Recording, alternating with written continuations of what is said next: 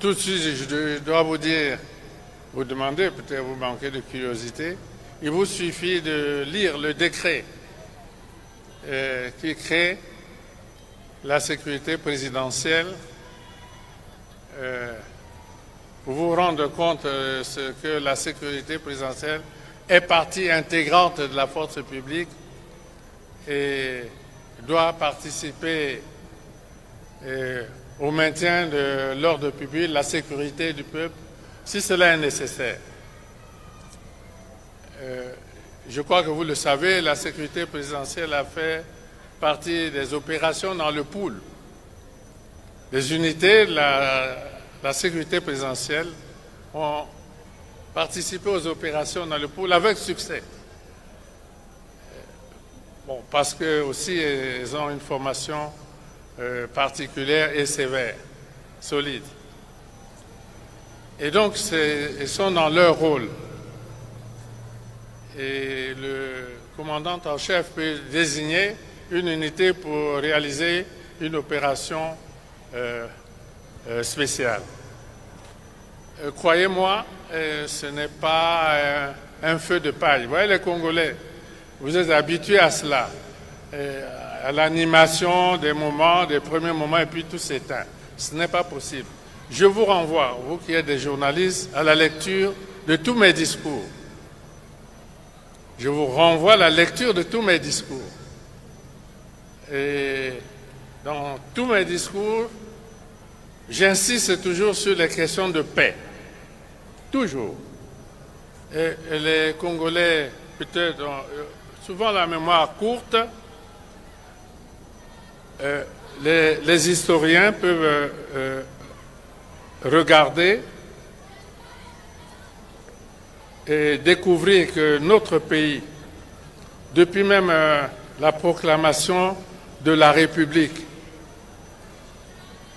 jusqu'aux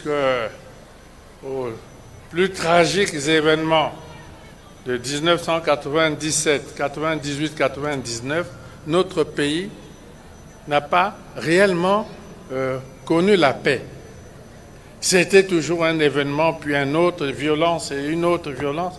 Regardez, lisez, vous êtes des intellectuels, observez bien, et vous verrez que notre pays n'a vécu durant toute cette période que dans un climat de tumulte, de violence, etc.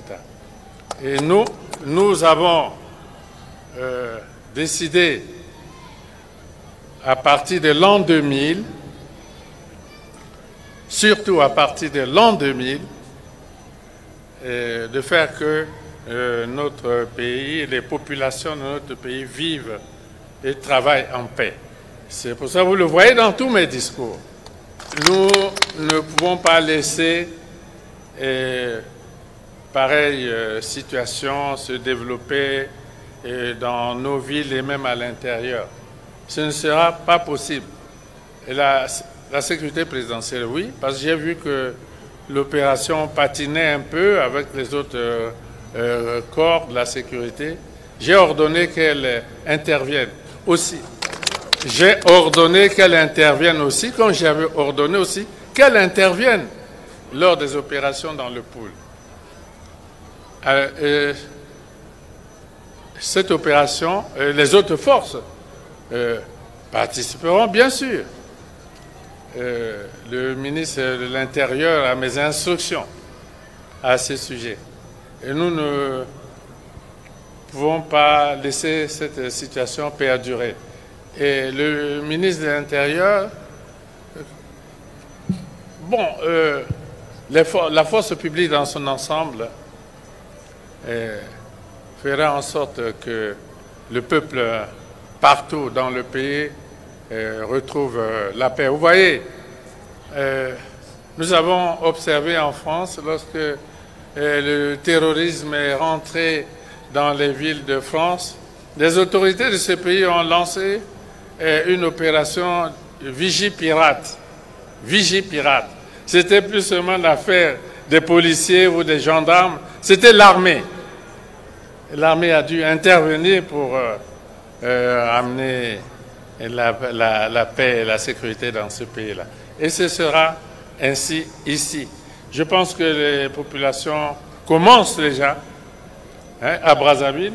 Ce sera la même chose partout.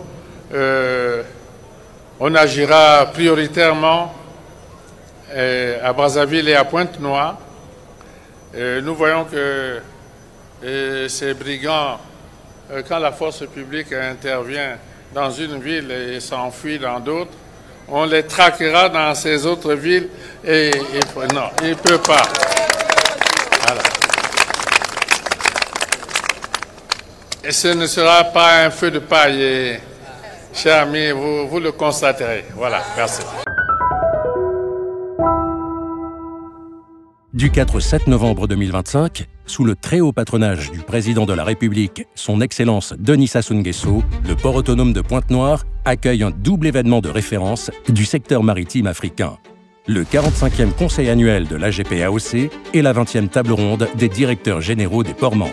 Pendant 4 jours, les grands acteurs du transport maritime de l'Afrique de l'Ouest et du Centre se réunissent à Pointe-Noire pour dialoguer, innover et bâtir ensemble l'avenir de la logistique portuaire régionale. Cette édition aura pour thème la valorisation durable et résiliente des infrastructures portuaires face aux défis économiques et environnementaux. Au programme, panel stratégique, sessions techniques, rencontres B2B et coopération Sud-Sud.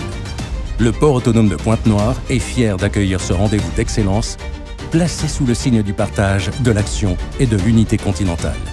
Port autonome de Pointe-Noire, la porte océane de l'Afrique centrale.